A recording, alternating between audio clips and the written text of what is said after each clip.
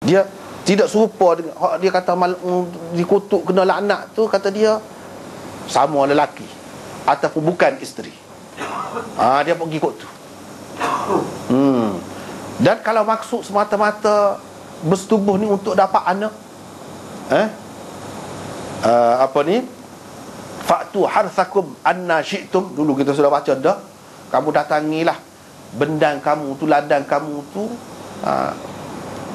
Maksud dia nya kalau jalan biasa tu saja, iaitu kalau dapat hasil. Bagaimana kalau tidak dapat hasil? Yang ni orang yang perempuan yang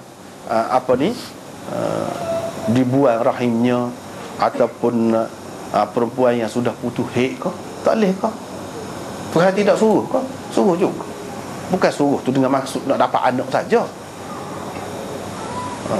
Untuk kepuasan pun nafsu dibenarkan juga, walaupun hak sudah mari kotor, dia sudah putus dah haid, ataupun yang memang tak keluar haid, tak ada nak dapat anak lah kira-kiranya. Adakah tak boleh? Boleh juga. Boleh juga. Tidak kerana nak mencari hasil. Tak ada waktu.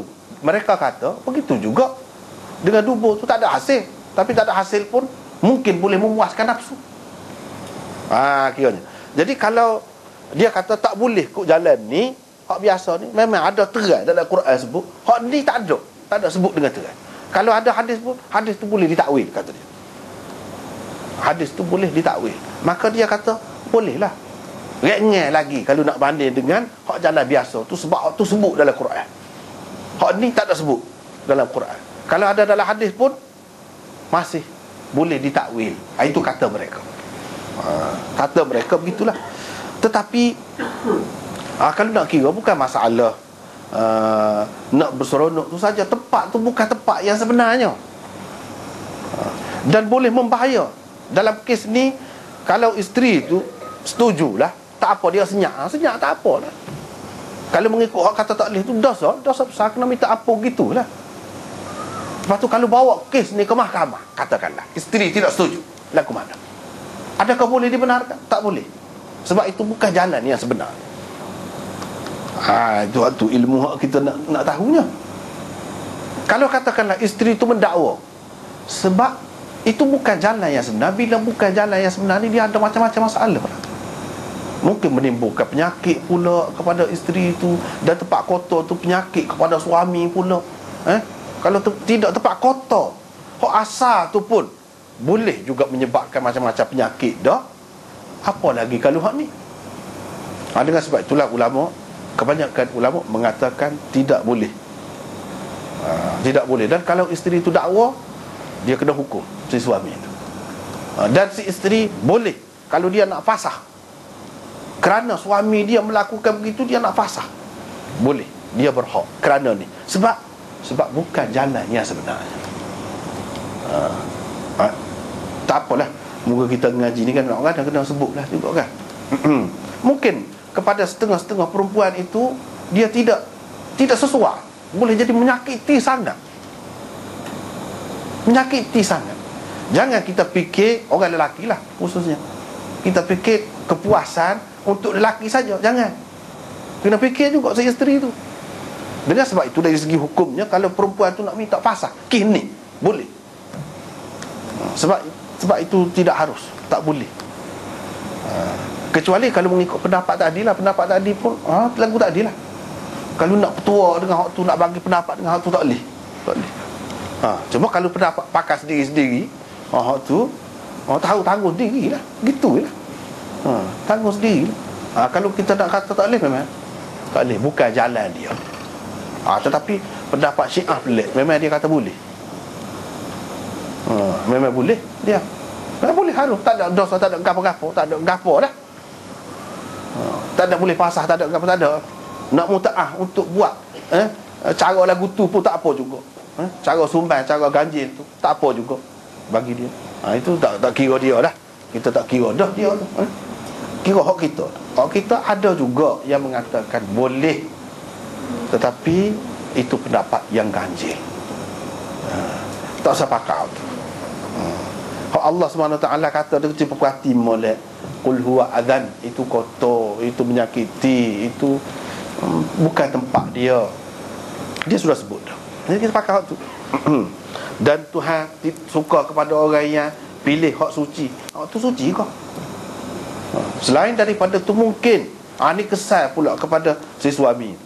Kalau hak jenis ngembal lah kita kata, boleh jadi, dia boleh jadi apabila bukan tempat dia kan, dia jadi serik, serik, jadi takut, jadi kurang, orang kata tak safe tubuh sama. Boleh jadi juga. Sebab apa? Sebab kotor. Apabila dia menghadapi bau dan sebagainya, itu asal perkara juga. Sebab itu yang agama tak bui tu. Sebab apa? Dia macam-macam boleh berlaku tu kesan tu. Kesan tu. Selain daripada tu, kesan buruknya, mungkin dia boleh membawa kepada yang lain pula. Membawa kepada yang lain pula. Itu menarak lagi teruk lagi lah. Lagi teruk lagi lah. Dengan sebab itu tak boleh. Kita kata ke mana-mana pun tak boleh. Kalau buat juga serupa dengan jalan biasa pada ketika mari kotor tu, dosa. Dan dosa itu dosa besar. Sebab sebut dalam Quran, sebut dalam hadis kutukan gapo tu jelas. Itu dosa besar. Dan orang yang melakukan dosa besar berterusan pula fasik. Fasik. Berat tu.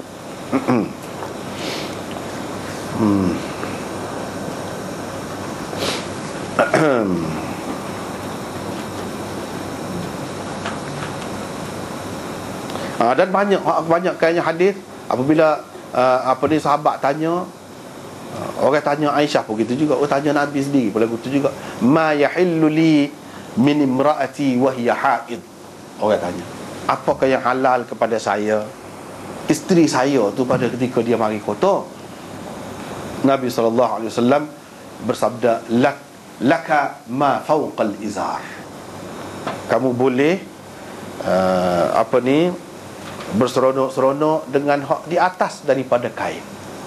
Yang ni kawasan kain lah.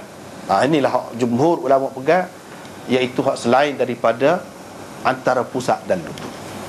Dia pegang hak tu. Adapun Imam Ahmad dan lain-lain, dia pegang dengan isna'u kulla syai'in illa nikah, seperti di bawah tu. Boleh buat apa saja selain daripada persetubuhan, tapi itu bahaya. Lepas tu kita tengok lagi hak sebelah tu, hadis ada beberapa lagi Imam Bukhari buat mari tu kan. Nabi SAW kalau dia nak berpujuk cumbu, berasmara dengan isteri dia, pada ketika mari kotor lah, dia akan suruh pakai kain. Pakai kain ni menutup bahagian tadi lah, antara pusat dan lutut. Walaupun pada ketika kuat mari kotor, hadis ini menunjukkan bukan boleh berseronok-seronok dengan isteri ni, begitu juga isteri dengan suami, bukan boleh pada ketika haid tu nak habis dah, di hujung-hujung saja, kau ketika sikit dah, ketika banyak pun boleh juga. Supa je. Tidak kata ketika banyak tak boleh, ketika sikit, tinggal titik dua tu baru boleh. Tidak gitu. Sebab apa? Dalam hadis ini disebut fi fauri haidatiha, iaitu ketika haidnya sedang keluar dengan banyak pun Nabi ada juga bermubasyarah. Mubasyarah di sini dengan makna yang pertama dan kedua tadi, bukan dengan makna yang ketiga, bukan dengan makna yang ketiga. Lepas tu Aisyah kata, siapalah di antara kamu yang dapat mengawal hajatnya, keinginan nafsunya, seperti mana Rasulullah SAW dapat mengawalnya? Siapa di antara kamu ni hak boleh supaya Rasulullah lah? Mana Rasulullah ni seorang yang kuat sungguh, dapat mengawal nafsunya. Cuba kita tengok nota nombor 240. Terjemahan ini tidak tepat jika diberikan untuk perkataan irb. Tadi kan kita terjemah, siapalah di antara kamu yang dapat mengawal hajatnya. Hajat itu tidak tepat kalau untuk diterjemahkan untuk perkataan irb itu. Dengan hamzah berbaris di bawah dan ra-nya mati, seperti yang terdapat di dalam matan hadis di atas. Kerana maknanya ialah